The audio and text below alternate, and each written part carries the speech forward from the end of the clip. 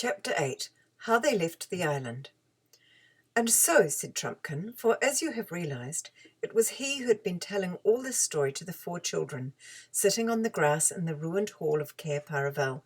"And so I put a crust or 2 in my pocket, left behind all weapons but my dagger, and took to the woods in the grey of the morning. I had been plugging away for many hours when there came a sound that I'd never heard the like of in all my born days. I won't forget that. The whole air was full of it, loud as thunder, but far longer, cool and sweet as music over water, but strong enough to shake the woods, and I said to myself, 'If that's not the horn, call me a rabbit.' And a moment later I wondered why he hadn't blown it sooner." "What time was it?" asked Edmund. "Between 9 and 10 of the clock," said Trumpkin. "Just when we were at the railway station," said all the children, and looked at one another with shining eyes. "Please go on," said Lucy to the dwarf. "Well, as I was saying, I wondered, but I went on as hard as I could pelt. I kept on all night, and then, when it was half light this morning, as if I'd no more sense than a giant, I risked a short cut across open country to cut off a big loop of the river, and was caught, not by the army, but by a pompous old fool who has charge of a little castle which is Miraz's last stronghold towards the coast. I needn't tell you they got no true tale out of me, but I was a dwarf and that was enough. But lobsters and lollipops, it is a good thing that the seneschal was a pompous fool. Anyone else would have run me through there and then. But nothing would do for him short of a grand execution, sending me down to the ghosts in the full ceremonial way. And then this young lady," he nodded at Susan, "does her bit of archery, and it was pretty shooting, let me tell you, and here we are. And without my armour, for of course they took that." He knocked out and refilled his pipe. "Great Scott," said Peter, "so it was the horn, your own horn, Sue, that dragged us all off that seat on the platform yesterday morning. I can hardly believe it, yet it all fits in." "I don't know why you shouldn't believe it," said Lucy, "if you believe in magic at all. Aren't there lots of stories about magic forcing people out of one place, out of one world, into another? I mean, when a magician in the Arabian Nights calls up a jinn, it has to come. We had to come, just like that." "Yes," said Peter, "I suppose what makes it feel so queer is that in the stories it's always someone in our world who does the calling. One doesn't really think about where the jinn's coming from." "And now we know what it feels like for the jinn," said Edmund with a chuckle. "Golly, it's a bit uncomfortable to know that we can be whistled for like that. It's worse than what Father says about living at the mercy of the telephone."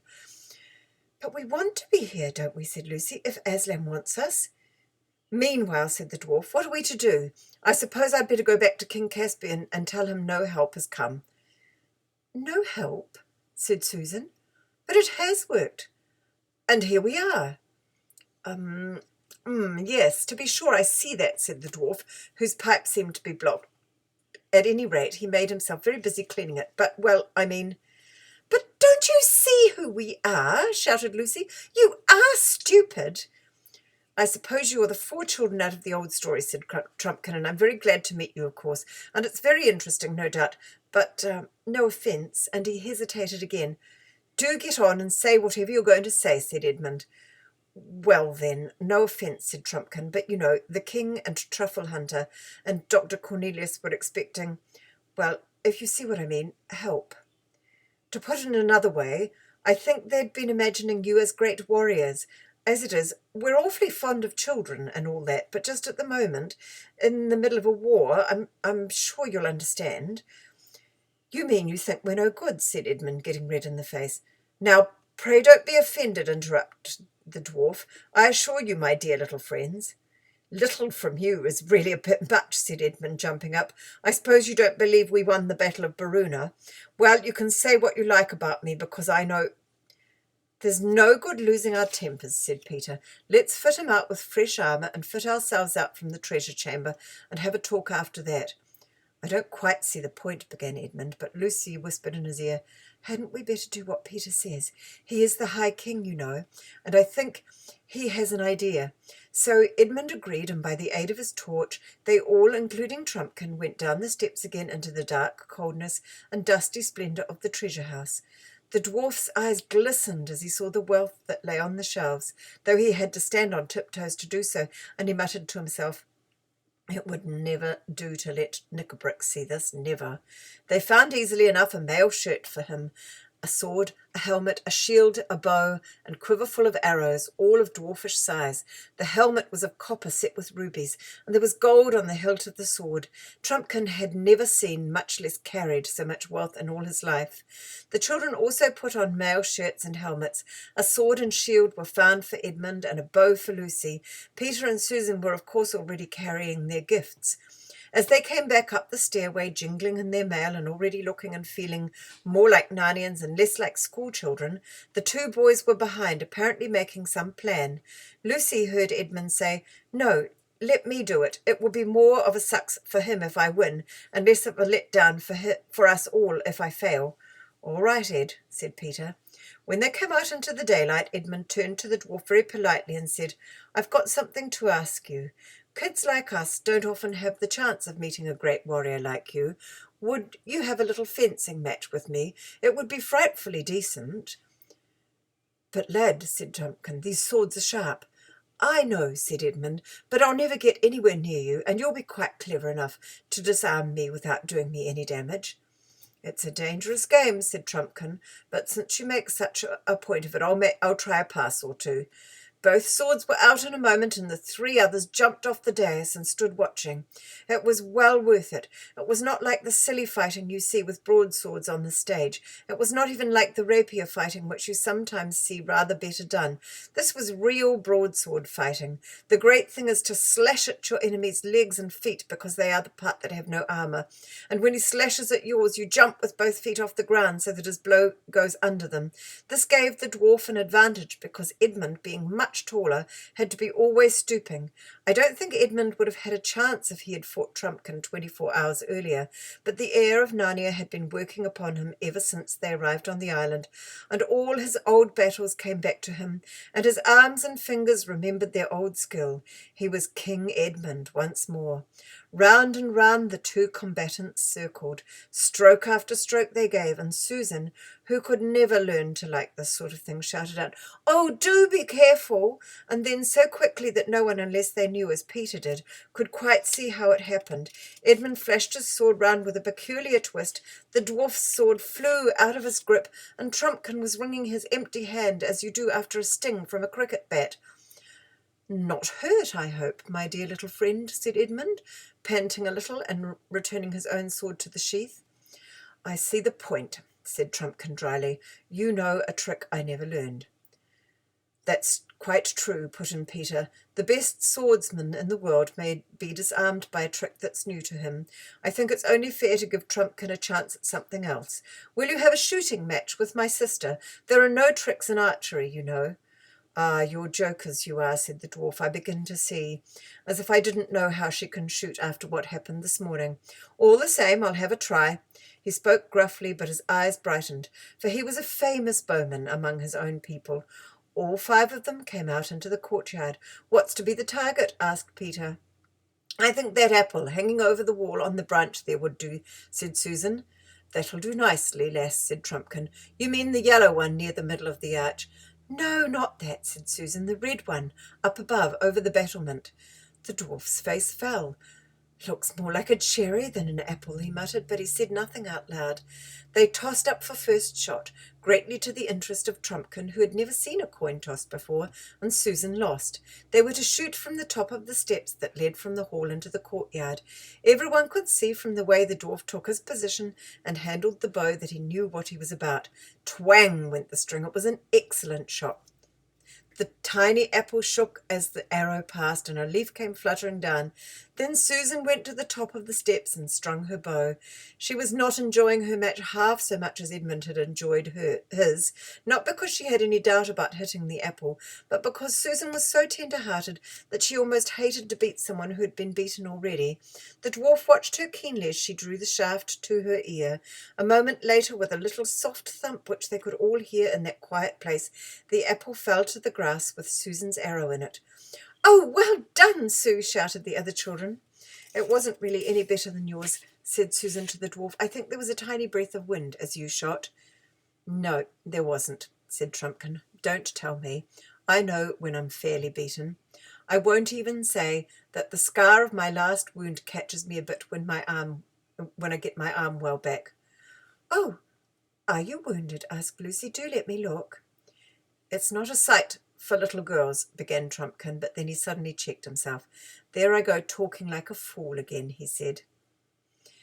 "I suppose you're as likely to be a great surgeon as your brother was to be a great swordsman, or your sister to be a great archer." He sat down on the steps and took off his hauberk and slipped down his little shirt, showing an arm hairy and muscular in proportion as a sailor's, though not much bigger than a child's. There was a clumsy bandage on the shoulder which Lucy proceeded to unroll. Underneath, the cut looked very nasty, and there was a good deal of Lucy. How horrid. Then she carefully dripped onto it one single drop of the cordial from her flask. "Hello, eh? What have you done?" said Trumpkin. But however he turned his head and squinted and whisked his beard to and fro, he couldn't quite see his own shoulder. Then he felt it as well as he could, getting his arms and fingers into very difficult positions, as you do when you're trying to scratch a place that is just out of reach. Then he swung his arm and raised it and tried the muscles, and finally jumped to his feet, crying, "Giants and junipers! It's cured! It's as good as new!" After that he burst into a great laugh and said, "Well, I've made as big a fool of myself as ever a dwarf did. No offence, I hope. My humble duty to your majesties all, humble duty, and thanks for my life, my cure, my breakfast, and my lesson." The children all said it was quite all right and not to mention it. "And now," said Peter, "if you've really decided to believe in us—" "I have," said the dwarf. "It's quite clear what we have to do. We must join King Caspian at once." "The sooner the better," said Trumpkin. "My being such a fool has already wasted about an hour." "It's about 2 days' journey the way you came," said Peter. "For us, I mean. We can't walk all day and night like you dwarves." Then he turned to the others. "What Trumpkin calls Aslan's How is obviously the stone table itself. You remember it was about half a day's march, or a little less, from there down to the fords of Baruna." "Baruna's bridge, we call it," said Trumpkin. "There was no bridge in our time," said Peter. "And then from Baruna down to here was another day and a bit. We used to get home around tea time on the second day, going easily. Going hard, we could do the whole thing in a day and a half, perhaps." "But remember, it's all woods now," said Trumpkin, "and there are enemies to dodge." "Look here," said Edmund. "Need we go by the same way that our dear little friend came?" "No more of that, your majesty, if you love me," said the dwarf. "Very well," said Edmund. "May I say our DLF?" "Oh, Edmund," said Susan, "don't keep on at him like that." "That's all right, lass. I mean, your majesty," said Trumpkin with a chuckle. "A jibe won't raise a blister." And after that they often called him the DLF, till they'd almost forgotten what it meant. "As I was saying," continued Edmund, "we needn't go that way. Why shouldn't we row a little south till we come to Glasswater Creek and row up it? That brings us up behind the hill of the stone table, and we'll be safe while we're at sea. If we start at once, we can be at the head of Glasswater before dark, get a few hours' sleep, and be with Caspian pretty early tomorrow." "What a thing it is to know the coast," said Trumpkin. "None of us know anything about Glasswater." "What about food?" asked Susan. "Oh, we'll have to do with apples," said Lucy. "Do let's get on. We've done nothing yet, and we've been here nearly 2 days. And anyway, no one's going to have my hat for a fish basket again," said Edmund. They used one of the raincoats as a kind of bag and put a good many apples in it. Then they all had a good long drink at the well, for they would meet no more fresh water till they landed at the head of the creek, and went down to the boat. The children were sorry to leave Cair Paravel, which even in ruins had begun to feel like home again. "The DLF had better steer," said Peter, "and Ed and I will take an oar each. Half a moment, though. We'd better take off our mail. We're going to be pretty warm before we're done. The girls had better be in the bows and shout directions to the DLF, because he doesn't know the way. You'd better get us a fair way out to sea till we've passed the island." And soon the green wooded coast of the island was falling away behind them, and its little bays and headlands were beginning to look flatter, and the boat was rising and falling in the gentle swell. The sea began to grow bigger around them, and in the distance bluer, but close round the boat it was green and bubbly. Everything smelled salt, and there was no noise except the swishing of water and the clop-clop of water against the sides, and the splash of the oars, and the jolting noise of the rowlocks. The sun grew hot. It was delightful for Susan and Lucy in the bows, bending over the edge and trying to get their hands in the sea, which they could never quite reach. The bottom, mostly pure pale sand, but with occasional patches of purple seaweed, could be seen beneath them. "It's like old times," said Lucy. "Do you remember our voyage to Terebinthia and Gulma and Seven Isles and the Lone Islands?" "Yes," said Susan. "And our great ship, the Splendor Hyaline, swan's wings, coming back almost to her waist. And the silken sails and the great stern lanterns, and the feasts on the poop and the musicians. Do you remember when we had the musicians up in the rigging playing flutes so that it sounded like music out of the sky?" Presently Susan took over Edmund's oar, and he came forward to join Lucy. They had passed the island now and stood closer in to the shore, all wooded and deserted. They would have thought it very pretty if they had not remembered the time when it was open and breezy and full of merry friends. "Phew, this is pretty grueling work," said Peter. "Can't I row for a bit?" said Lucy.